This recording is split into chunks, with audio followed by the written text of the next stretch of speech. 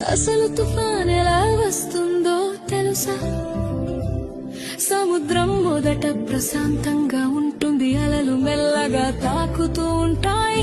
కానీ సూర్యుడు బాగా వేడెక్కితే సముద్రపు నీరు కూడా వేడిగా మారుతుంది. ఆ వేడి నీటి మీద ఉన్న గాలి కూడా వేడి అవుతుంది, పైకి ఎగురుతుంది. గాలి పైకి ఎగినప్పుడు కింద ఖాళీ అవుతుంది. అప్పుడు చుట్టుపక్కల చల్లని గాలి ఖాళీ నింపడానికి వస్తుంది. ఇలా గాలి ఎగరడం దిగడం మొదలవుతుంది. అలా తిరుగుతూ తిరుగుతూ ఒక పెద్ద చక్రంలా మారుతుంది.